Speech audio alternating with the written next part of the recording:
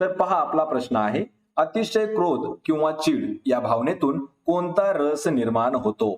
मित्रांनो, प्रश्नाचं जर उत्तर येत असेल तर 3 ते 5 सेकंदामध्ये आपण प्रत्येक प्रश्नाचं उत्तर हे कमेंट करून देण्याचा प्रयत्न करायचा आहे. म्हणजे आपलं रिव्हिजन याच व्हिडिओमध्ये होऊन जाईल. तर पहा, क्रोध आणि चीड या भावनेतून तयार होणारा रस कोणता आहे? तर त्याला म्हटलं जातं पर्याय क्रमांक 1 रौद्र रस. पहा, रौद्र रस म्हणजे क्रोध किंवा चीड असणारा रस. याविषयी आपण काही महत्त्वाचे पॉइंट्स देखील पाहून घेणार आहोत. तर यामध्ये पहा, एकूण 9 रस प्रकारचे आहेत. म्हणजे 9 जे रस आहेत, रस किती आहेत टोटल 9. ते कोणकोणते आहेत पहा, यामध्ये शृंगार रस, वीर रस, करुण रस, हास्य रस, रौद्र रस, भयानक रस, बीभत्स रस, अद्भुत रस आणि शांत रस. हे जे आहेत हे असे 9 प्रकारचे रस आहेत. यामध्ये महत्वाचं म्हणजे की आपण यावरती थोडंसं डीप मध्ये जाऊया. तर स्त्री पुरुषांना एकमेकांबद्दल वाटणाऱ्या प्रेमातून, आकर्षणातून या रसाचा उगम होतो. तो असतो शृंगार रस. त्यानंतर आहे वीर रस. यामध्ये पराक्रम, शौर्य याच्या वर्णनातून हा रस निर्माण होतो. नंतर आहे करुण रस. शोक किंवा दुःख, वियोग यातून हा रस निर्माण होतो. यानंतर हास्यरस, विसंगती, व्यंगदर्शन, विडंगन, चेष्टा यांच्या वर्णनातून हास्यरस तयार होतो. रौद्र रस अतिशय क्रोध, चीड या भावनेतून तयार होणारा रस आहे. भयानक रस स्थिती, भीती या भावनेतून तयार होणारा रस आहे भयानक रस. बीभत्स म्हणजे किळस, वीट, तिटकारा यांचे वर्णनातून तयार हा होत असतो रस. अद्भुत रस म्हणजे आश्चर्यकारक गोष्टींच्या वर्णनातून तयार होणारा रस. शांत रस म्हणजे परमेश्वर विषयक भक्ती, सत्पुरुषांची संगती, देवालय व आश्रम यांच्या परिसरातील वातावरण यांच्यातून तयार होणारा जो रस आहे तो असतो पहा शांत रस. मित्रांनो, हे रसाचे 9 प्रकार आहेत आणि आपल्याला यावरती जवळपास एक प्रश्न हा नेहमी विचारण्यात आलेला आहे. यानंतरचा प्रश्न आहे, या सत्तेत जीव रमत नाही हा काव्यसंग्रह खालीलपैकी कोणाचा आहे? पहा, या सत्तेत जीव रमत नाही हा काव्यसंग्रह कोणाचा आहे? तर हा काव्यसंग्रह आहे ऑप्शन क्रमांक 3 नामदेव ढसाळ यांचा. यामध्ये पहा, नामदेव ढसाळ दलित साहित्यात परिवर्तन घडवणारे एक लेखक आहेत आणि बौद्ध चळवळीतील नेते म्हणून त्यांची ओळख आहे. नामदेव ढसाळ नाव लक्षात ठेवायचे मित्रांनो. त्यांच्या कादंबऱ्या पाहूया. हडकी हाडवळ, उजेडाची काळी दुनिया आणि निगेटिव्ह स्पेस. यांचं नाटक आहे पहा अंधार यात्रा. लक्षात ठेवा, या सत्तेत जीव रमत नाही हे काव्यसंग्रह नामदेव ढसाळ यांचा आहे. पर्याय क्रमांक 3 आपलं उत्तर होईल.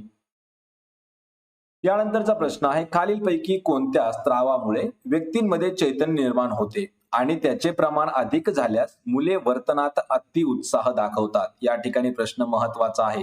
हा प्रश्न आपल्याला विज्ञानामध्ये सुद्धा विचारण्यात आलेला आहे पहा मेडिकलमध्ये. तर खालीलपैकी असा कोणता स्राव आहे की तो स्रावल्यामुळे व्यक्तीमध्ये चैतन्य निर्माण होते आणि त्याचं प्रमाण जर वाढलं तर मुले वर्तनामध्ये अति उत्साह दाखवतात म्हणजे जोश दाखवतात? तर तो घटक आहे पहा ऑप्शन क्रमांक 2 तर अँड्रेलिन. हा ज्यावेळेस स्त्रवतो त्यावेळेस चैतन्य निर्माण होत असतं. पर्याय क्रमांक 2 आपलं या प्रश्नाचं योग्य उत्तर होईल.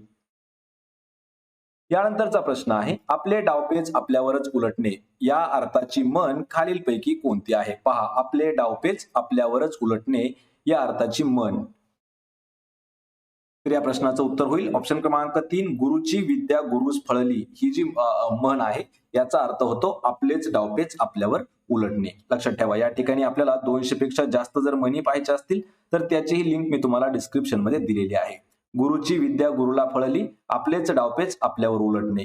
यानंतर कोणती आहे? इकडे आड तिकडे विहीर म्हणजे दोन्हीही बाजूंनी सारखीच अडचणीची स्थिती निर्माण होणे.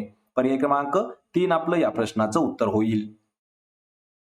यानंतरचा प्रश्न आहे, शरीरातील 4 द्रवांवर आधारित सुस्त, शीघ्रकोपी, उत्साही व विषण्ण ही व्यक्तिमत्वाचे प्रकार डॅश यांनी मांडलेले आहेत. प्रश्न खूप महत्वाचा आहे. आपल्याला 3 वेळा प्रश्न विचारण्यात आलेला आहे. लक्षात ठेवा, त्यामुळे हा इम्पॉर्टंट प्रश्न आहे. शरीरातील 4 द्रवांवर आधारित सुस्त एक, शीघ्रकोपी, उत्साही आणि विषण्ण हे व्यक्तिमत्वाचे प्रकार आहेत. ते कोणी मांडले? तर हे मांडलेले आहेत पहा हिप्पोक्रेटस यांनी. ऑप्शन क्रमांक 4 आपलं या प्रश्नाचं उत्तर होईल. पहा, व्यक्तिमत्वाचे प्रकार शेल्डन जे आहेत विल्यम शेल्डन यांनी मांडलेले. लक्षात ठेवा, स्थूलदेही, सुदृढदेही, कृशदेही. यानंतर पहा क्रेशमर आहेत तर यांनी मांडलेले काय आहेत? मेदप्रधान, स्थायुप्रधान, अस्थिप्रधान. आणि कार्ल युंग यांनी मांडलेले कोणकोणते आहेत? अंतर्मुखी, बहिर्मुखी, उभयमुखी. आणि हिप्पोक्रेटसनं सुस्त, शीघ्रकोपी, उत्साही, विषण्ण. ऑप्शन क्रमांक 4 आपलं या प्रश्नाचं योग्य उत्तर होईल. यानंतरचा प्रश्न आहे सोन्याचा धूर निघणे या वाक्प्रचाराचा योग्य अर्थ आपल्याला सांगायचा आहे. सोन्याचा धूर निघणे. कधी कधी पहा आपण एक म्हण ऐकलेली असेल की भारत हा सोन्याची चिडिया होता आणि यामधून सोन्याचा धूर निघत होता. म्हणजे या वाक्प्रचाराचा अर्थ काय आहे तर खूप संपत्ती असणे. पर्याय क्रमांक 4 आपलं या प्रश्नाचं अचूक उत्तर होईल. यामध्ये पहा सोन्याचा धूर निघणे म्हणजे खूप संपत्ती असणे. यानंतरचा प्रश्न आहे ज्ञानपीठ पुरस्कार प्राप्त ययाती हे साहित्यकृती कोणत्या साहित्य प्रकारातील आहे. लक्षात ठेवा महत्वाचा प्रश्न आहे.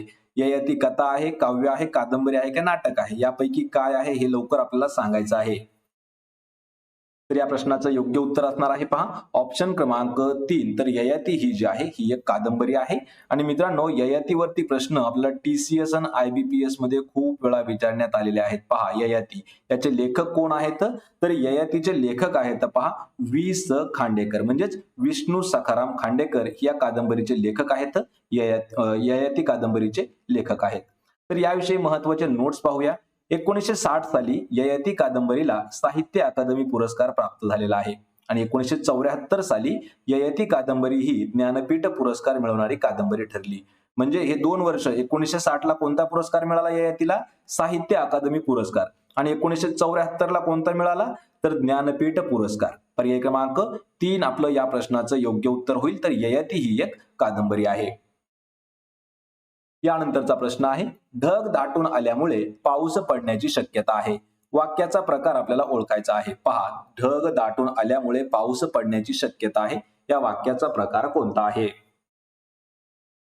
तर उत्तर आहे याचं ऑप्शन क्रमांक 2. तर केवल वाक्य आहे. लक्षात ठेवा केवल वाक्य काय याची आपण व्याख्या मित्रांनो खूप महत्वाची आहे जाणून घेऊया. केवल वाक्य पहा या वाक्यात एकच उद्देश व एकच विधेय असते म्हणून याला शुद्ध किंवा केवल वाक्य असं म्हणतात. या ठिकाणी पहा ढग दाटून आल्यामुळे पाऊस पडण्याची शक्यता आहे. या ठिकाणी मिश्र वाक्य आहे. मिश्र वाक्य म्हणजे काय तर एक प्रधान वाक्य व एक किंवा अधिक गौण वाक्य गौणत्व सूचक उभयान्वी अव्ययांनी जोडलेले असतात म्हणून त्याला मिश्र वाक्य असे म्हणतात. यानंतर तिसरा आहे पहा संयुक्त वाक्य. तर संयुक्त वाक्य म्हणजे काय 2 किंवा 2 पेक्षा जास्त केवल वाक्य प्रधानत्व बोधक उभयान्वयी अव्ययांनी जोडलेले असतात तेव्हा त्याला संयुक्त वाक्य म्हणतात.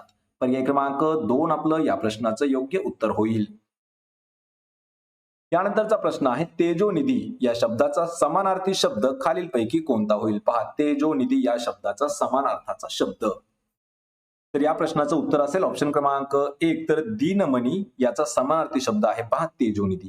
तर तेजोनिधीला पहा कोणकोणते आहेत तर दीनमणी सूर्य सविता म्हणजे सूर्य या शब्दाला समान अर्थाचे शब्द आहेत पहा दीनमणी सूर्य सविता तेजोनिधी. आणि या ठिकाणी रत्नाकर या शब्दाला समान अर्थाचे शब्द पहा समुद्र सागर सिंधू अर्णव हे जे आहेत हे रत्नाकर म्हणजे समुद्राला समान अर्थाचे शब्द आहेत. मित्रांनो आपल्याला अशाच पद्धतीचे 200 पेक्षा जास्त जर समानार्थी शब्द पाहायचे असतील तर त्या व्हिडिओची लिंक मी तुम्हाला डिस्क्रिप्शन मध्ये दिली आहे. ते सर्वच्या सर्व समानार्थी शब्द आपल्याला TCS मध्ये विचारण्यात आलेले आहेत. या प्रश्नाचं योग्य उत्तर असणार आहे पर्याय क्रमांक 1. यानंतरचा प्रश्न आहे कमीत कमी जमिनीच्या क्षेत्रात जास्तीत जास्त उत्पादन काढण्याच्या शेती प्रकाराला काय म्हटले जाते. कमीत कमी जमिनीचं क्षेत्र त्यामध्ये जास्तीत जास्त उत्पादन काढण्याचा जो शेती प्रकार आहे त्याला काय म्हणतात. या प्रश्नाचं उत्तर होईल पर्याय क्रमांक 2. तर त्याला सखोल शेती असं म्हटलं जातं. पहा शेती हा जो आहे हा महाराष्ट्रातील एक मुख्य आणि प्रमुख असणारा व्यवसाय आहे. राज्यातील जवळपास सर्व जिल्ह्यामध्ये शेती केली जाते. यामध्ये जिरायत शेती काय आहे जी शेती फक्त पावसाच्या पाण्यावर अवलंबून असते त्या शेतीला जिरायत शेती म्हणतात. यानंतर कोणती आहे पहा बागायत शेती. तर बागायत शेती कोणती असते ज्यावेळी पावसाच्या पाण्याशिवाय जलसिंचनाने पाणी पुरवठा करून शेती केली जाते अशा शेतीला बागायती शेती म्हटलं जातं. यानंतर तिसरी कोणती आहे तर सखोल शेती. सखोल शेती म्हणजे काय तर कमीत कमी जमिनीच्या क्षेत्रामध्ये जास्तीत जास्त उत्पादन काढण्याच्या शेती प्रकाराला सखोल शेती असे म्हणतात. ऑप्शन 2 आपलं या प्रश्नाचं योग्य उत्तर होईल. यानंतरचा प्रश्न आहे प्रकाश संश्लेषणातील कोणता टप्पा रेणवीय ऑक्सिजन मुक्त करण्यास कारणीभूत आहे. तर या प्रश्नाचं योग्य उत्तर होईल पर्याय क्रमांक 3. तर हील अभिक्रिया. लक्षात ठेवा हा प्रश्न खूप महत्वाचा आहे. तर प्रकाश संश्लेषणातील हील अभिक्रिया असा जो टप्पा आहे तो रेणवीय ऑक्सिजन मुक्त करण्यासाठी कारणीभूत असतो. पर्याय क्रमांक 3 आपलं या प्रश्नाचं उत्तर होईल. यानंतरचा प्रश्न आहे पहा, पहिली वसुंधरा परिषद 1992 साली कोणत्या शहरात संपन्न झाली किंवा कोणत्या शहरामध्ये भरवण्यात आली होती? या ठिकाणी आपल्याला दोन प्रश्न मित्रांनो हे इम्पॉर्टंट पडतात. तर पहिली वसुंधरा परिषद कोणत्या वर्षी करण्यात आली? तर 1992 ला भरवण्यात आली होती. कोणत्या शहरात आली? तर ते शहर आहे पहा ऑप्शन क्रमांक 3 रिओ दी जानेरो हा जो शहर आहे, हे शहरामध्ये 1992 ला पहिली वसुंधरा परिषद जी आहे ती भरवण्यात आली होती. लक्षात ठेवा 1992 वर्ष पहिली वसुंधरा परिषद रिओ डी जानेरो या ठिकाणी भरवण्यात आली. देश विचारला तर ब्राझील आहे. या ठिकाणी जानेवारी 1992 मध्ये वातावरणीय प्रदूषणाच्या प्रश्नावर उपाययोजना सुचवण्यासाठी ही परिषद भरवण्यात आली होती. आणि 2002 साली दुसरी वसुंधरा परिषद भरवण्यात आली.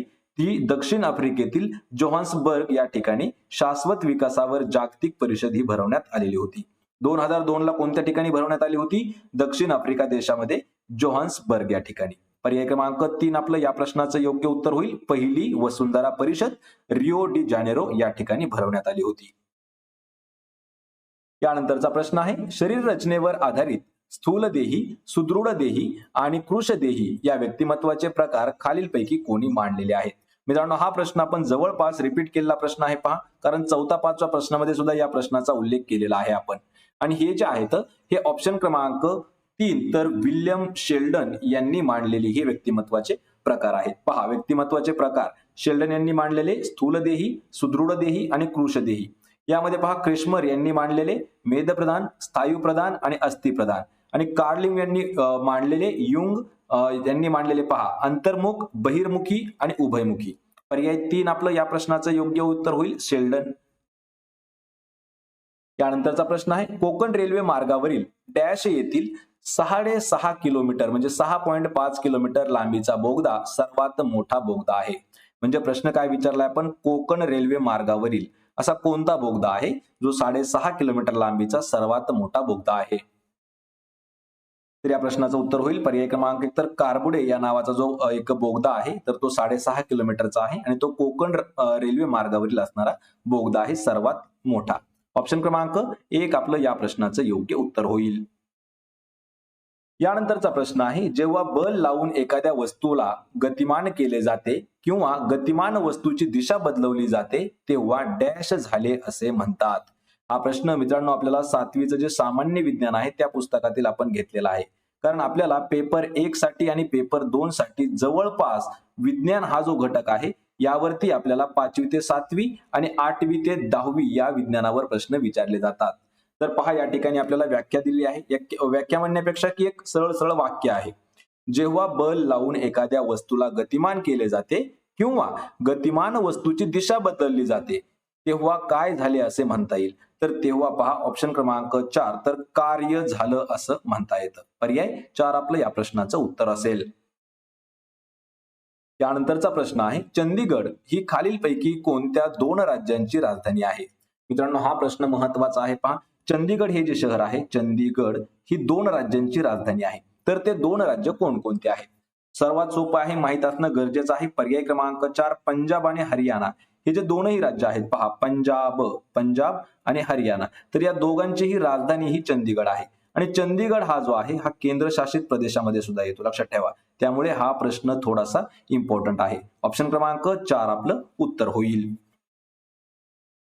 यानंतरचा प्रश्न आहे, विश्वास चटकन विश्वास ठेवतो या वाक्यातील अधोरेखित नावाचा प्रकार आपल्याला ओळखायचा आहे. आणि या वाक्यामध्ये विश्वास हे जे नाव आहे हे अधोरेखित केलेलं आहे, विश्वास शब्द. पण या ठिकाणी लक्षात ठेवा मित्रांनो, एकाच वाक्यामध्ये आपल्याला 2 विश्वास शब्द आलेले आहेत. तर पहिला विश्वास काय आहे आणि दुसरा विश्वास काय आहे हे माहित असणं गरजेचं आहे. यामध्ये सर्वात सोपं तुम्हाला मी उत्तर सांगतो. तर या ठिकाणी अधोरेखित केलेला जो विश्वास शब्द आहे हा या ठिकाणी भाववाचक नाम आहे, लक्षात ठेवा. पर्याय क्रमांक 2. आणि दिलेलं जे वाक्य आहे अधोरेखित केलेला शब्द विश्वास हा भाववाचक नाम आहे. आणि वाक्याच्या सुरुवातीला दिलेला जो विश्वास शब्द आहे पहा, हा विश्वास कोणता आहे तर हा विशेष नाम येतो. कारण या ठिकाणी कोणाचं तरी नाव घेण्यात आलेलं आहे आणि हे जे नाव आहे विश्वास ते विशेष नाव आहे. आणि जे विश्वास दुसरा आलेला आहे त्यामध्ये भाव दाखवला जातो, म्हणजे ते भाववाचक नाम आहे. ऑप्शन क्रमांक 2 आपलं या प्रश्नाचं उत्तर होईल. यानंतरचा प्रश्न आहे, यवतमाळ जिल्ह्यातील गरम पाण्याचा झरा असलेले प्रसिद्ध ठिकाण कोणते आहे? यवतमाळ जिल्ह्यातील गरम पाण्याचा झरा. आणि या प्रश्नाचं योग्य उत्तर असणार आहे ऑप्शन क्रमांक 4, तर कापेश्वर या ठिकाणी यवतमाळ जिल्ह्यातील गरम पाण्याचा झरा आहे आणि हा प्रश्न देखील खूप आपल्याला महत्वाचा आहे. तर गरम पाण्याचे झरे खालीलप्रमाणे पहा. वज्रेश्वरी ठाणे या ठिकाणी आहे, कापेश्वर यवतमाळ या ठिकाणी आहे, उपनदेव हे जळगाव या ठिकाणी आहे, उनकेश्वर हे नांदेड या ठिकाणी आहे, उन्नवरे हे रत्नागिरी या ठिकाणी आहे, सव हे रायगड या ठिकाणी आहे. आणि मित्रांनो, हे जे 6 गरम पाण्याचे झरे आहेत यावर आपल्याला नेहमी प्रश्न विचारण्यात आलेले आहेत. पर्याय क्रमांक 4 आपलं या प्रश्नाचं योग्य उत्तर होईल. यानंतरचा प्रश्न आहे, खालीलपैकी व्यक्तिमत्वावर परिणाम करणाऱ्या घटकांपैकी डॅश हा मनोसामाजिक घटक आहे. पहा, महत्वाचा प्रश्न आहे बालमानसशास्त्रावरती. खालीलपैकी व्यक्तिमत्वावर परिणाम करणाऱ्या घटकांपैकी कोणता घटक मनोसामाजिक घटक आहे? तर तो घटक आहे म्हणजे पर्याय क्रमांक 2, तर संस्कृती हा जो आहे हा मनोसामाजिक घटकामध्ये येतं. यामध्ये शारीरिक दुबळेपणा, अनुवंश, शरीर यष्टी हे जे आहेत घटक हे शारीरिक किंवा अनुवंशिक आहेत. तसेच संस्कृती हा घटक सामाजिक आहे म्हणून तो मनोसामाजिक घटक आहे. व्यक्तिमत्वावर अनुवंशिक व सामाजिक दोन्ही घटकांचा प्रभाव पडत असतो. पर्याय 2 आपलं या प्रश्नाचं योग्य उत्तर होईल. यानंतरचा प्रश्न आहे, खालीलपैकी कोणत्या समाज सुधारिकेने हिंदू लेडीज सोशल क्लब याची स्थापना केली होती? या ठिकाणी एक आपल्याला संस्था दिलेली आहे पहा. तर ती कोणत्या समाज सुधारिकेने सुरू केलेली संस्था आहे? संस्थेचं नाव आहे हिंदू लेडीज सोशल क्लब आणि ही जी सुरू केली होती ही ऑप्शन क्रमांक 4, तर रमाबाई रानडे यांनी या समाज सुधारिकेने हिंदू लेडीज सोशल क्लबची स्थापना केलेली आहे. ऑप्शन क्रमांक 4 आपलं या प्रश्नाचं योग्य उत्तर होईल. तर पहा, आपला प्रश्न आहे, फकीराचे अभंग या कविता संग्रहाचे कवी खालीलपैकी कोण आहेत? मित्रांनो, प्रश्नाचं जर उत्तर येत असेल तर 3 ते 5 सेकंदामध्ये प्रत्येक प्रश्नाचं उत्तर आपण कॉमेंट करून देण्याचा प्रयत्न करायचा आहे, म्हणजे आपलं रिव्हिजन देखील याच व्हिडिओमध्ये होऊन जाईल. तर पहा, फकीराचे अभंग या कविता संग्रहाचे कवी कोण आहेत? तर कवी आहे त्याचे ऑप्शन क्रमांक 4, तर फकीरराव मुंजाजी शिंदे. आपल्याला पर्यायामध्ये पहा फ मु शिंदे असं ऑप्शन दिलं जातं, तर त्यांचं पूर्ण नाव आहे पहा फकीरराव मुंजाजी शिंदे. या ठिकाणी महत्वाचे काही नोट्स देखील पहा. तर संत तुकाराम यांनी काय लिहिलेलं आहे? तुकाराम गाथा. संत ज्ञानेश्वरी यांनी काय लिहिलेलं आहे? ज्ञानेश्वरी. आणि हे जे आहेत शिंदे यांनी फकीराचे अभंग, अवशेष, आयुष्य वेचताना, कालमान, गणगवळण, निर्मिकाचे निरूपण इत्यादी त्यांचं लिखाण आहे. सोबतच पहा विठ्ठल वाघ जे आहेत यांचं पहा गाव शिव, पंढरीच्या वाटावर आणि पाऊस पाणी हे त्यांचं लिखाण आहे. ऑप्शन क्रमांक 4 आपलं या प्रश्नाचं योग्य उत्तर असेल. यानंतरचा प्रश्न आहे, खालीलपैकी कोणती वर्तन अभ्यासाची पद्धती ही शास्त्रशुद्ध वस्तुनिष्ठ असून काढलेले निष्कर्ष अधिक विश्वसनीय असतात? मित्रांनो, हा जो प्रश्न आहे हा बालमानसशास्त्रावरचा खूप महत्वाचा प्रश्न आहे. याला आपण टीईटीचे तांत्रिक प्रश्न देखील म्हणू शकतो. आणि या प्रश्नाचं योग्य उत्तर असणार आहे पर्याय क्रमांक 2, तर प्रायोगिक पद्धती. लक्षात ठेवा, प्रश्न हा खूप महत्वाचा आहे. तर प्रायोगिक पद्धती अशी वर्तन अभ्यासाची एक पद्धती आहे ज्यामध्ये शास्त्रशुद्ध वस्तुनिष्ठ असून काढलेले जे निष्कर्ष आहेत ते अधिक विश्वसनीय असतात. ऑप्शन क्रमांक 2 आपलं या प्रश्नाचं योग्य उत्तर होईल. यानंतरचा प्रश्न आहे पहा, गोव्यातील वैशिष्ट्यपूर्ण सांस्कृतिक उत्सव खालीलपैकी कोणता आहे? पहा, गोव्यामधील सांस्कृतिक उत्सव खालीलपैकी कोणता आहे? आणि या प्रश्नाचं उत्तर होईल पहा पर्याय क्रमांक 3, तर कार्निवल हा जो आहे हा गोव्यामध्ये साजरा केला जाणारा उत्सव आहे. यामध्ये महत्वाचं मित्रांनो आपण राज्य आणि त्यांचे काही सण देखील पाहणार आहोत. यामध्ये महाराष्ट्र राज्य, आणि लक्षात ठेवा महाराष्ट्रामध्ये कोणते कोणते उत्सव असतात? दसरा, दीपावली, होळी, गणेशोत्सव. पंजाबमध्ये असतो पहा बैसाखी, आंध्र प्रदेशमध्ये असतो पहा एरुवाक पुन्नम, आणि तामिळनाडूमध्ये असतो पहा पोंगल, आणि केरळमध्ये असतो पहा ओणम. आणि हे जे आहेत हे महत्वाचे परीक्षेला विचारले जाणारे सण आणि राज्य आहेत. ऑप्शन क्रमांक 3 कार्निवल आपलं या प्रश्नाचं उत्तर होईल. यानंतरचा प्रश्न आहे, फळांना आणि फुलांना मिळणारा नारंगी व पिवळा रंग खालीलपैकी कशामुळे येतो? पहा, हा देखील प्रश्न खूप महत्वाचा आहे. हा विज्ञान या घटकातील प्रश्न आहे आणि 2019 मध्ये हा प्रश्न विचारण्यात आला होता. फुलांना आणि फळांना जो नारंगी आणि पिवळा रंग येतो तर तो कशामुळे येतो? तर या प्रश्नाचं उत्तर होईल पर्याय क्रमांक 3, तर वर्णलौके जे असतात त्यामुळे फुलांना आणि फळांना नारंगी आणि पिवळा रंग येत असतो. यामध्ये मित्रांनो वर्णलवके हा शब्द खूप महत्वाचा आहे, कारण त्यामुळेच नारंगी आणि पिवळा रंग जो आहे तो फुलं फळांना येत असतो. आणि हरितलवकामुळे पानांना हिरवा रंग प्राप्त होतो. पहा, हरितलवके काय करतं तर पानांना हिरवा रंग देण्याचं काम करतं. या ठिकाणी जे पेशीद्रव्य दिलेलं आहे, पेशीद्रव्य हे रंगहीन असतं, म्हणजेच कसल्याही प्रकारचा त्याला रंग नसतो. आणि अवर्णलवके सुद्धा रंगहीन असतात. ऑप्शन क्रमांक 3 आपलं या प्रश्नाचं योग्य उत्तर होईल. यानंतरचा प्रश्न आहे, कोणत्या जीवनसत्वाची कमतरता रातांधळेपणाशी निगडित आहे? म्हणजे आपल्याला सरळ प्रश्न असा विचारला आहे की खालीलपैकी कोणत्या जीवनसत्वाच्या कमतरतेमुळे रातांधळेपणा होतो? तर या प्रश्नाचं उत्तर होईल पर्याय क्रमांक 4. तर जीवनसत्व अ म्हणजेच काय तर विटॅमिन ए. पहा, विटॅमिन ए च्या कमतरतेमुळे रातांधळेपणा जो असतो तो होत असतो. रातांधळेपणा म्हणजे काय तर रात्रीच्या वेळी किंवा कमी प्रकाशाच्या परिस्थितीमध्ये चांगले आणि स्पष्ट पद्धतीने दिसू शकत नाही. रातांधळेपणालाच नायक्टालोपिया असंही म्हटलं जातं. जीवनसत्व ए किंवा विटॅमिन ए देणाऱ्या पदार्थांमध्ये गाजर, रताळे, अंडी, दूध आणि दुग्धजन्य जे पदार्थ आहेत तर त्यांचा समावेश होतो. म्हणजेच गाजर हे जे आहे हे सर्वात जास्त विटॅमिन ए चा पूरक असणार आहे. ऑप्शन क्रमांक 4 आपलं या प्रश्नाचं योग्य उत्तर होईल. यानंतरचा प्रश्न आहे, दिव्याच्या प्रकाशात पडून येणाऱ्या श्वापदाचे डोळे रत्नासारखे चमकत होते. आपल्याला या वाक्यातील अलंकार ओळखायचा आहे. मित्रांनो, अलंकार हा शब्द खूप महत्वाचा आहे. पहा, अलंकार आणि परीक्षेला घटक देखील खूप महत्वाचा आहे. तर दिव्याच्या प्रकाशात पडून येणाऱ्या श्वापदाचे जे डोळे आहेत ते रत्नासारखे चमकत होते, या वाक्याचा अलंकार कोणता आहे? तर अलंकार आहे याचा ऑप्शन क्रमांक 3 उपमा अलंकार. पहा, दिलेल्या ज्या वाक्यामध्ये उपमेय काय आहे? श्वापदाचे डोळे. उपमान काय आहे? रत्न. आणि साधारण धर्म कोणता आहे? चमकत होते. उपमा अलंकारामध्ये सम, सारखे, प्रमाणे, समान, गत अशा साम्यवाचक शब्दांचा वापर केला जातो. या ठिकाणी आपल्याला सांगितलं काय आहे तर सारखे. कशासारखे? तर रत्नासारखे. म्हणजेच हा अलंकार उपमा अलंकार आहे. पर्याय क्रमांक 3 आपलं उत्तर होईल. यानंतरचा प्रश्न आहे, प्रथम पुरुषी एकवचनी भाषेचा वापर कोणत्या निबंध प्रकारात करणे आवश्यक आहे? हा देखील प्रश्न महत्वाचा आहे. पहा, मराठीमध्ये प्रथम पुरुषी एकवचनी भाषेचा वापर कोणत्या निबंध प्रकारात करणे आवश्यक असते? तर या प्रश्नाचं योग्य उत्तर होईल पर्याय क्रमांक 1. तर पहा, आत्मवृत्तात्मक या प्रकारामध्ये करणं आवश्यक आहे. यामध्ये प्रथम पुरुषी एकवचनी भाषेचा वापर सांगणारा स्वतःचा किंवा लिहिणारा स्वतःचा उल्लेख करताना वापरला जातो व त्या नामाऐवजी प्रथम पुरुषी सर्वनामेही वापरले जातात.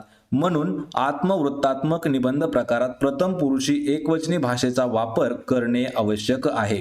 पर्याय क्रमांक 1 आपलं या प्रश्नाचं योग्य उत्तर होईल.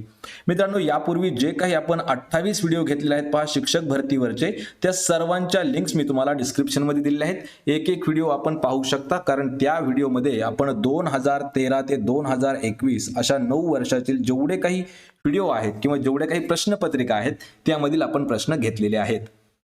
यानंतरचा प्रश्न आहे पहा, जेव्हा साधना चेतकाचे वर्गीकरण करावयास शिकते व संवाद साधण्याच्या दृष्टीने विचार करू लागते तेव्हा जीन पियाजेच्या मते डॅश अवस्थेत म्हणतात. पहा, हा प्रश्न खूप महत्वाचा आहे. या ठिकाणी जीन पियाजे यांचं मत मांडलेलं आहे. तर काय आहे? जेव्हा साधना चेतकाचे वर्गीकरण करायस शिकते, संवाद साधण्याच्या दृष्टीने विचार करू लागते तेव्हा जीन पियाजे मते या अवस्थेला काय म्हटलं जातं? तर ही जी अवस्था असते ही कोणती अवस्था असते आपल्याला प्रश्न विचारलेला आहे. तर ही अवस्था असते पहा ऑप्शन क्रमांक 3. तर या ठिकाणी मित्रांनो बौद्धिक हा जो शब्द आहे तो वरच्या लेवलला गेलेला आहे. लक्षात ठेवा, या ठिकाणी थोडीशी आपल्याकडून मिस्टेक झालेली आहे.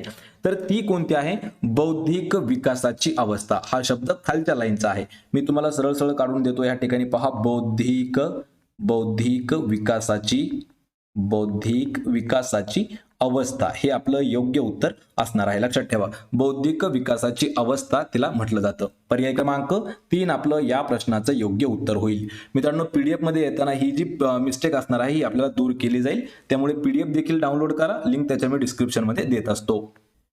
यानंतरचा प्रश्न आहे, खालील म्हणीचा योग्य अर्थ आपल्याला ओळखायचा आहे. म्हण कोणती आहे? पी हळद हो गोरी ही जी म्हण आहे या म्हणीचा आपल्याला अर्थ सांगायचा आहे. तर या म्हणीचा अर्थ होईल पर्याय क्रमांक 2 तर कोणत्याही बाबतीत उतावळेपणा करणे. लक्षात ठेवा ऑप्शन क्रमांक 2 आपलं या प्रश्नाचं उत्तर होईल. कारण मित्रांनो मराठी व्याकरण म्हटलं ना तर त्यामध्ये जवळपास 40 घटक असतात पहा महत्वाचे, आणि त्यामधील म्हणी हा जो घटक आहे म्हण, तर यावर आपल्याला नेहमी कोणत्या ना कोणत्या परीक्षेमध्ये नेहमीच प्रश्न विचारलेले आहेत. त्यामुळे आपल्याला जर 200 पेक्षा जास्त म्हणी जर पाहायच्या असतील तर त्याची लिंक मी तुम्हाला डिस्क्रिप्शन मध्ये देत आहे. पी हळद हो गोरी याचा अर्थ काय? कोणत्याही बाबतीत उतावळेपणा करणे. यानंतरचा प्रश्न आहे भारतीय राज्यघटनेने प्रदान केलेल्या मूलभूत कर्तव्याअंतर्गत खालीलपैकी कोणते येत नाही. पहा भारतीय राज्यघटनेने जे काही आपल्याला मूलभूत कर्तव्य दिलेले आहेत त्यापैकी कोणतं कर्तव्य येत नाही. तर या प्रश्नाचं योग्य उत्तर होईल पर्याय क्रमांक 2 तर मालमत्ता खरेदी करणे हे कशामध्ये येत नाही तर मूलभूत कर्तव्याच्या अंतर्गामध्ये येत नाही. लक्षात ठेवा हा प्रश्न खूप महत्वाचा आहे. समाजशास्त्रावरती हा प्रश्न खूप वेळा विचारण्यात देखील आलेला आहे. भारतीय राज्यघटनेने प्रदान केलेल्या मूलभूत कर्तव्याअंतर्गत मालमत्ता खरेदी करणे हे येत नाही.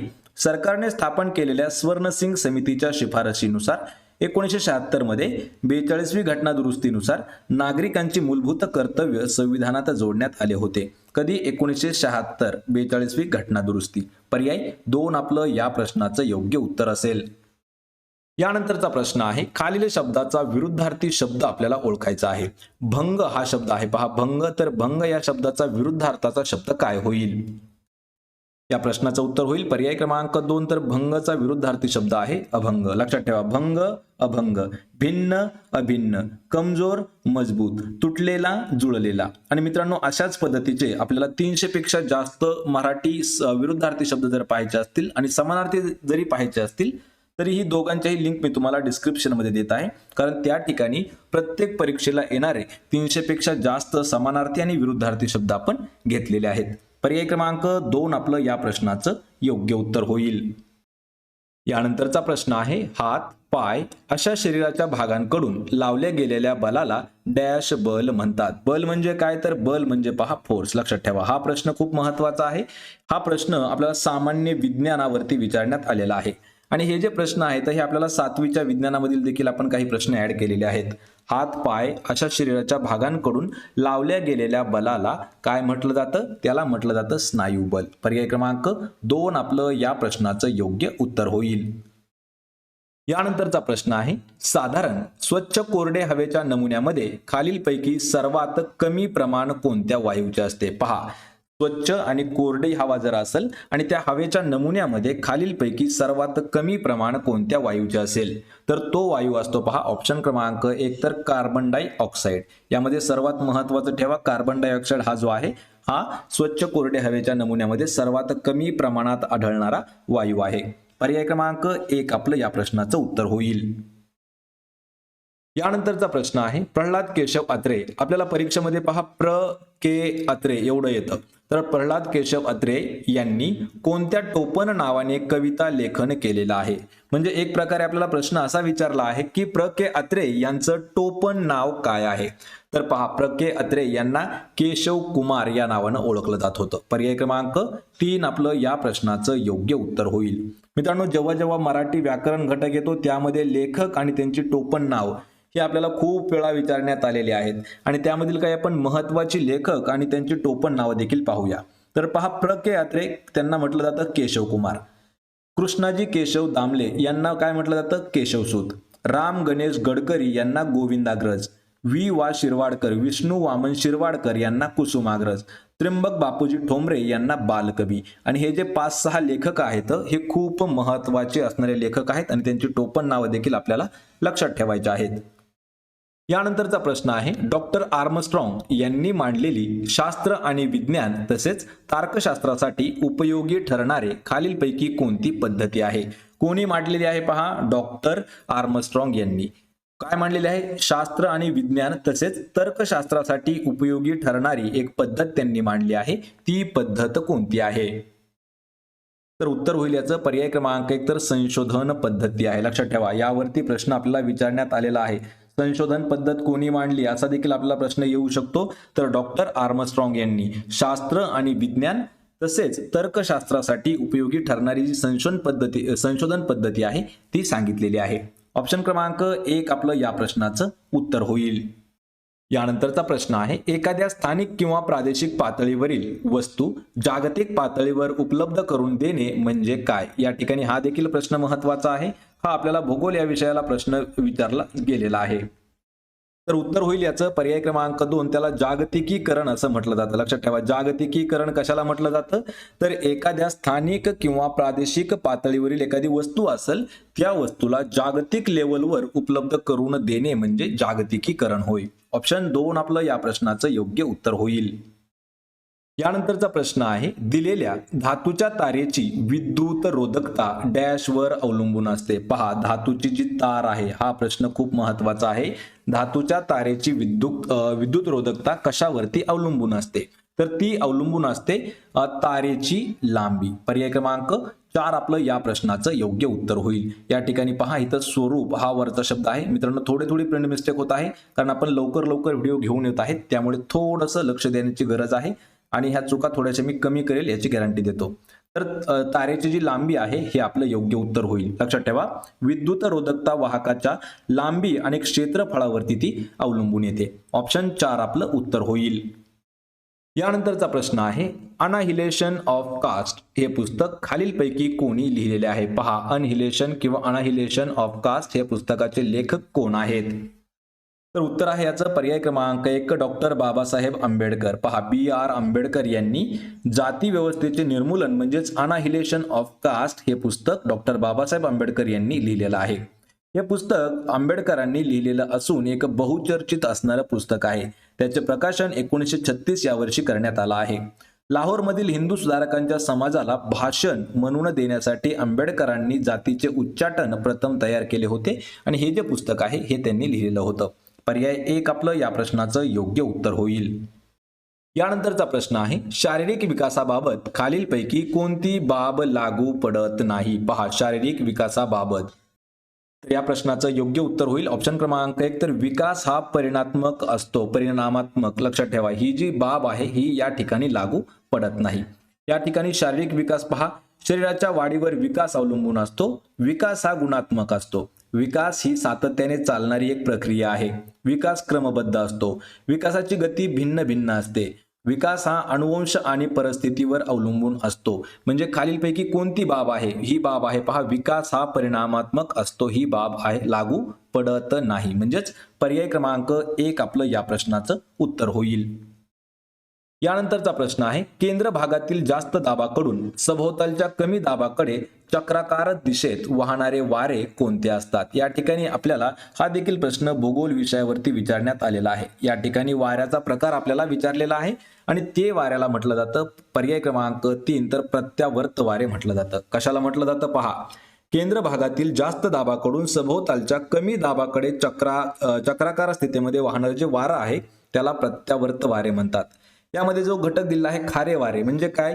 तर दिवसा समुद्राकडून जमिनीकडे वाहणारे जे वारे असतात ते असतात खारे वारे.